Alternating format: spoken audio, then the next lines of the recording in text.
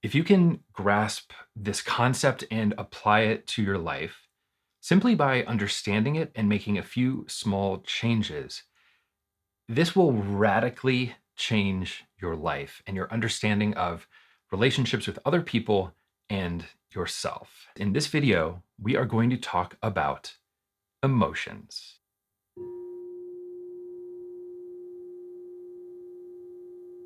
Emotions are one of the most fundamental elements of our beings, of what it is to be human. We can rationally understand something in our minds, yet still feel resistance to doing it.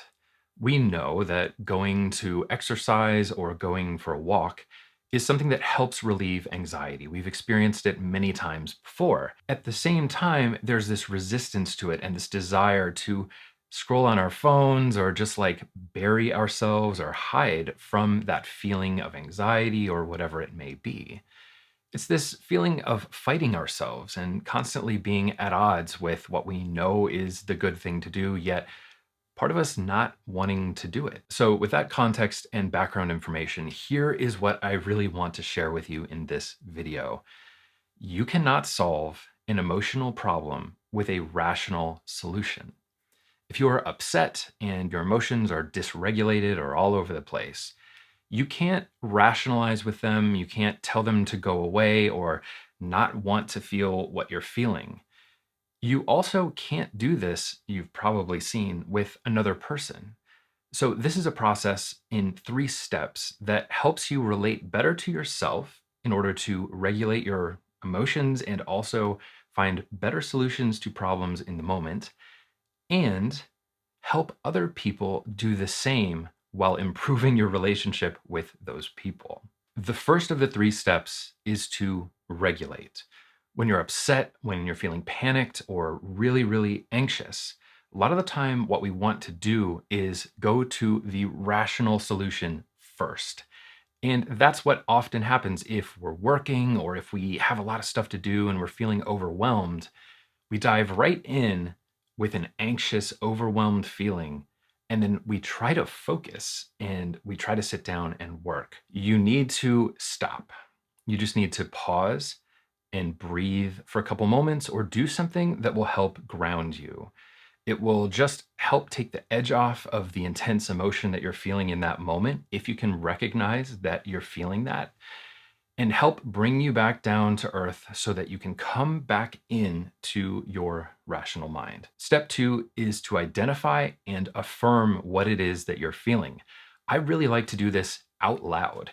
Just getting it outside of our heads can really help process this information and put a name to what it is that we're feeling.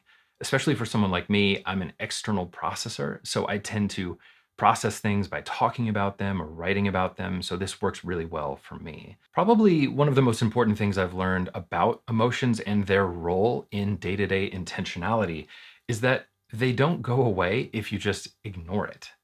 If you dismiss your emotions, they're still there. And the twitch is one of the ways that we numb our emotions in unproductive, often unhealthy ways. So it's really important, even if you don't want to feel it, even if you've been told that it's not okay to feel what you're feeling, for you yourself to just acknowledge and address what you're feeling. You don't have to do it out loud, but I find that it helps.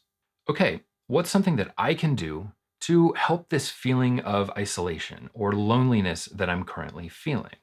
We know that scrolling down Instagram or flipping through social media might numb the feeling of wanting to connect and wanting to reach out. It might make us distracted from that feeling, but it's not actually going to solve and regulate that underlying emotion that we're feeling.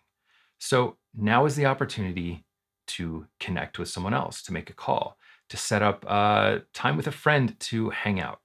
Anything that might really give that human connection that we actually desire, that we actually want. So these are probably the 3 steps that will make the biggest difference when it comes to your journey to an intentional life.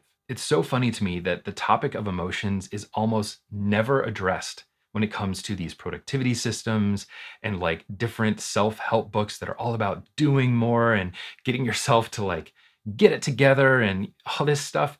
It's the biggest thing. because it's half of our thinking, it's half of our feeling.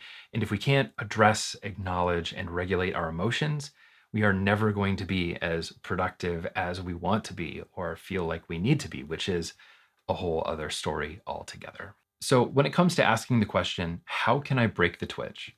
How can I live a more intentional life, make better choices for myself, and heal, feel better? We have to go this way. So, if you'd like to come along for that journey, if you'd like to come along and learn more about emotional regulation, about intentional living, about all of these topics, I invite you to join me. Please subscribe, check it out. We'll continue on and let's heal together. Thanks so much for your attention. I appreciate it. I'll see you.